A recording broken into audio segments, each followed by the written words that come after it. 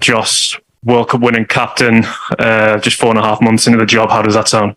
Yeah, amazing. It's been a fantastic tournament for us to now be sat here with the trophy. Is just immensely proud of everyone involved in the tournament and leading up to this stage. And I think fully deserved it tonight. Ben Stokes is always there when you need him most, isn't he? How great does it feel to have a player like that you can depend on in the most intense of pressure scenarios? Yeah, absolutely. He always stands up in the biggest moments. He's a man who can take a lot of pressure on his shoulders and perform. And absolutely, with him in the middle, you got a good chance. Just so proud of him, pleased for him that he's stood up and done it again. 2019 was obviously historic. I mean, where does this rank for you? Is that better than that or not? Yeah, I think it'll take a few days to sink in, just different. They feel different. It just feels, just immensely proud of everyone. As I said, I think since the Ireland game, the way we've sort of showed great character to must-win games every point from then on. I think we've played our best cricket and we've just got better and better. Double world champions now, ODI and T20. It feels like you're making a bit of a case to be regarded as one of the best white ball teams of all time. Do you get that feeling or no?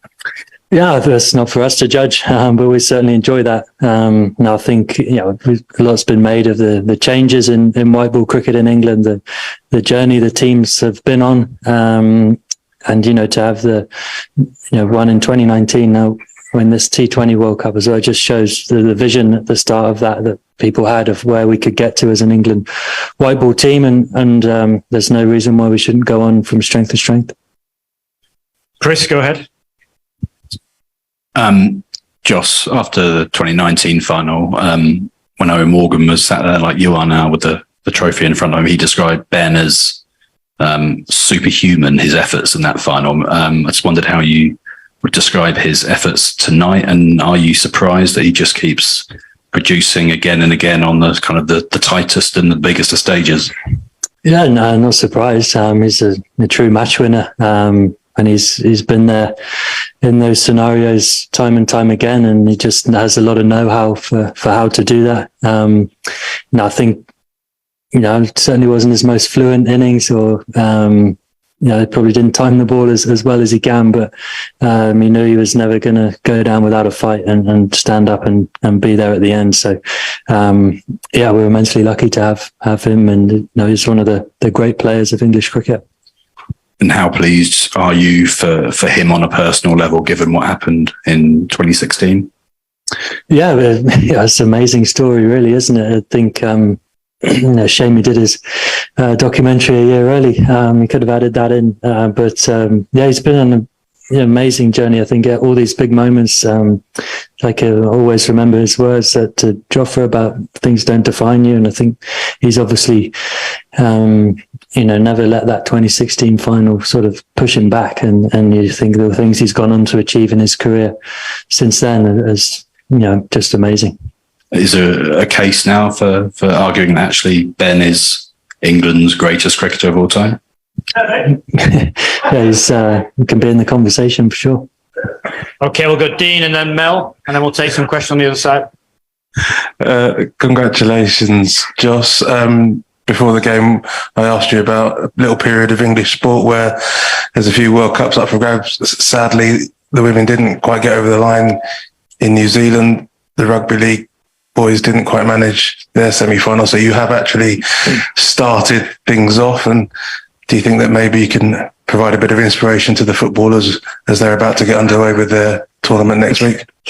Yeah, I hope so. I hope it's a start of a great tournament for them. I saw Harry Kane sent a message wishing good luck to the team as well. So we're grateful for that. And we're just, we're all immensely proud. It's made a fantastic sporting nation, I think. And sport is such a big part of English culture. And we know how well supported we are. The fans who travelled here to watch us, millions watching back home. And that support is fantastic.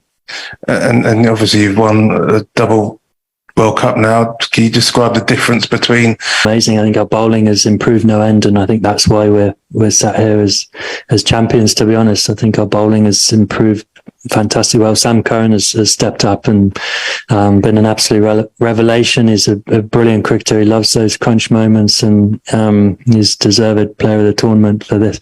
And we're so proud to have him in our team. And I think you can't underestimate the hard work that people have put in. Mark Wood and Chris Wokes coming back from injuries to get to this point. Chris Jordan being injured as well to get to this point.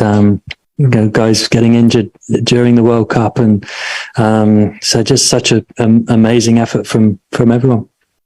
Gentlemen on the put your hand up there. Jos, can you throw more light on Sam Curran's bowling? And can we draw a parallel with Wasim Akram's spell in the 92 World Cup? Left armers, 3 wickets. He also taking 3 wickets in the final against, between the two teams. Yeah, I think Sam would definitely take being compared to Wasim Akram. That's a pretty good rap. But he's a top performer. He's only going to get better and better as well. He's still a young man, but he's got a lot of experience already in those shoulders, and he's just he wants the ball. He's the man you turn to tell him he's on, and he's already saying, yeah, I want a bowl. So just so pleased for him, his performances, and he's got everything he deserves. Yeah, go ahead. Yeah, Jos, you spoke about the improvement in the bowling.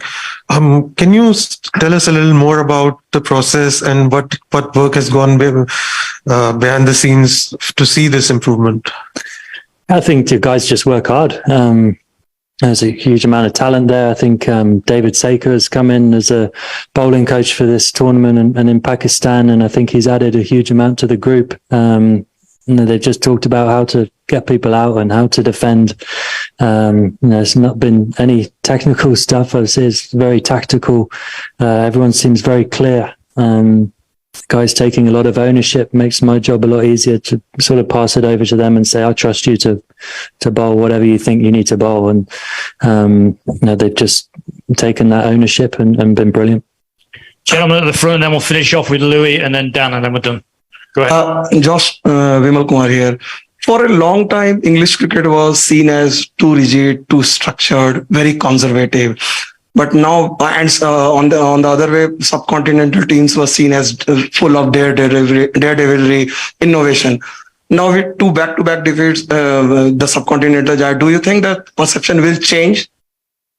Yeah, I think the perception of our team has changed a lot over the last few years. We've certainly not played it safe, and we've had results doing that, and we know we've always tried to push the boundaries, tried to get ahead of the rest of the world and be braver than anyone else, and we'll take what comes from that. We know that we'll slip up along the way, but we certainly trust that method, and it's served us well, and we trust it in big games as well. Louis and then Dan to finish. Jos, that period during the power play when Pakistan's quicks were really firing, how difficult was that, for you personally? And then kind of what did it say about Ben to be able to overcome that and, overcome them? Yeah, we know they're a fantastic bowling team. Certainly wasn't a straightforward wicket when you hit the right areas. They managed to get the ball to move off straight and threaten both edges. It was tough, to sort of trying to come through that period. And I thought that was going to be massive if I could get out the power play and sort of then control the run chase. They bowl well, but we managed to soak up enough pressure and managed to counter punch when we needed to. Dan, last one. Thank you. Hi, Jos. I just wanted to sort of follow that up a little bit on the pitches that this tournament has been played on. I suppose the variety of them, the fact that bowlers have been in it, there has been a bit of that movement around. I mean, what has that done for the tournament in your view, I suppose, as opposed to some other types of T20 cricket we see around the world at times? Yeah, it's certainly made people adapt. It made the batters have to think differently.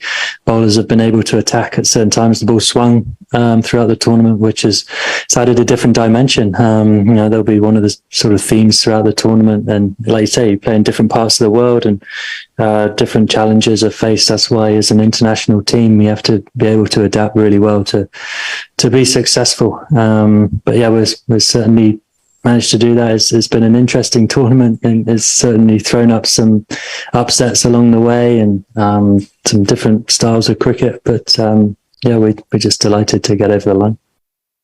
Thank you. Travis, can you take the trophy and Jos back to the sheds? Thank you. Cheers.